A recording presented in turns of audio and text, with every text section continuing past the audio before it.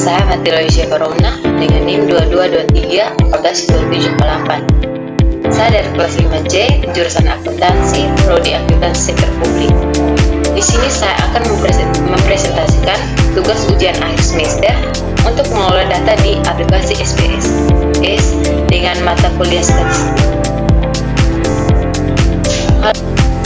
Dengan langkah-langkah sebagai berikut. Yang pertama, kita membuka file tabulasi di Excel, lalu kita mengcopy seluruh data, lalu kita ke aplikasi SPSS untuk paste data dengan cara kita klik di edit, lalu pilih paste one variable names, maka akan muncul dua data, yaitu data paid dan data variable paid. Yang berikut, uji deskriptif awal. Langkah-langkahnya di aplikasi SPSS. Yang pertama, kita pilih data file, kemudian kita memasukkan data nilai setiap variabel, lalu kita pilih analyze, kemudian deskriptif statistik, kemudian deskriptif. Di bagian ini kita akan memindah data dari deskriptif ke variabel, memindah semua, lalu kita memilih checklist pada min, shed, definition, dan min dan max. Maka akan muncul data sebagai berikut. Yang berikut adalah uji validitas dan reliabilitas. Yang pertama, uji validitas. Buat skor total masing-masing variabel, kita klik di analysis, kemudian correlate, kemudian bivariate. Lalu kita checklist version, terus to tile, terus plug, terus OK. Lalu akan mendapatkan data seperti ini. Terus dalam menentukan layak atau tidaknya suatu item yang akan digunakan, biasanya dilakukan uji signifikasi koefisien korelasi pada cara signifikan 0,05, artinya suatu item dianggap baik jika berkorelasi signifikan terhadap skor total. Lanjut, yang kedua, uji reliabilitas. Langkah-langkah uji reliabilitas adalah yang pertama, kita klik analysis, kemudian scar, kemudian reliabilitas analysis. Dan kita akan memasukkan seluruh item pada variabel X ke items. Kemudian kita harus pastikan pada model terpilih alpha dan kita klik OK. Maka akan muncul data seperti ini. Dan jika nilai alpha lebih besar dari 0,7, artinya reliabilitas akan mencakupi sufficient reliability. Sementara jika alpha lebih besar dari 0,80, ini mensubmetikan seluruh item reliable dan seluruh tes secara konsisten memiliki reliabilitas yang kuat. Jika alpha lebih besar dari 0,90, maka reliabilitas merupakan sempurna. Jika alpha antara 0,70 kurang 0,90, maka reliabilitasnya tinggi. Jika alpha 0,50 kurang 0,70, maka reliabilitas moderat. Yang berikut adalah uji normalitas. Langkah-langkah uji normalitas adalah yang pertama, kita klik analyzer, kemudian regression, kemudian linear. Lalu kita memasuki variabel depth dan indep, kemudian kita save, lalu klik atau mencentang ustunderizer, residual, dan continue, terus OK.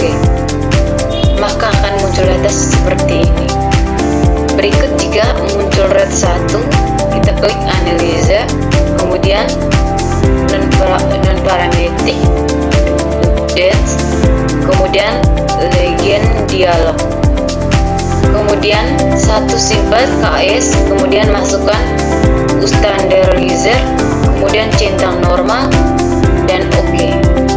Maka akan muncul data seperti ini dan maka data terdistribusi normal. Yang berikut adalah uji multikolinearitas. Langkah-langkah uji multikolinearitas. Yang pertama, kita klik analyzer, kemudian regressioner, kemudian linear.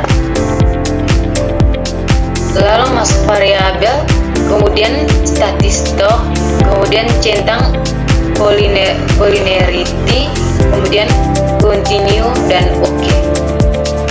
Maka akan muncul data sebagai berikut. Dan syarat satu penelitian lolos uji multikolinearitas apabila nilai toleransi lebih besar dari 0,10, lebih kecil dari 10. Yang berikut uji heterokedastisitas. Langkah-langkah uji heterokedastisitas. Yang pertama, kita buka analysis, kemudian regression, kemudian linear, centang standardized, kemudian akan muncul nilai R1. Berikut kita pilih transform, kemudian komputer variabel, kemudian ketik ABS, res, kemudian OK. Kita akan pilih analyzer dan regression, kemudian linear, kemudian ganti variabel depend dengan ABS, res, kemudian standardized dibiarkan atau tidak perlu dicentang, kemudian OK. Akan muncul data di bawah seperti di gambar. Dan syaratnya suatu penelitian lolos uji heterokedastisitas adalah lebih kecil 0,05 sehingga dari hasil penelitian angka yang dihasilkan lebih dari 0,05 sehingga fakta disimpulkan penelitian ini tidak lolos uji heterokedastisitas. Apabila uji teori tidak lolos seperti cas ini, maka diperlukan uji scatter plot sebagai alternatif lain uji heter. Yang berikut uji hetero dengan starter plot.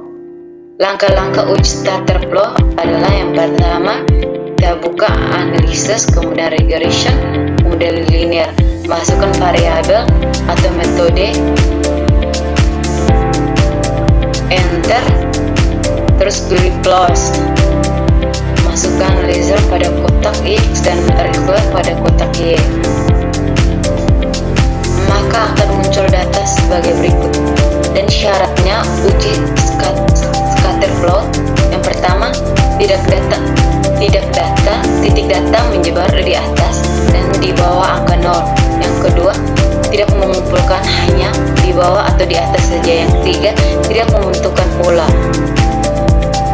Berdasarkan syarat di atas, maka dapat disimpulkan bahwa penelitian ini lolos uji hetero dengan scatter plot. Yang berikut adalah uji asumsi klasik R2, E, T. Langkah-langkah melakukan uji asumsi klasik, analisis, dan regression dan linear. Maka akan muncul data sebagai berikut. Dan berdasarkan hasil uji R2 di atas, dapat disimpulkan bahwa pengaruh antara variabel independen terhadap variabel dependen adalah sebesar 89,9%. Lanjutan akan muncul data seperti ini. Dan berdasarkan hasil uji B di atas, dapat disimpulkan bahwa dalam menguji regresi berganda menunjukkan hasil P hitung sebesar 185,995 dengan tingkat signifikasi 0,00. Tingkat signifikasi tersebut tentunya tidak lebih besar dari 5%, sehingga dapat disimpulkan bahwa metode regresi layaknya diterima dengan tingkat signifikasi lebih kecil dari 0,005 sehingga penelitian ini layak untuk dilakukan. Yang berikut data sebagai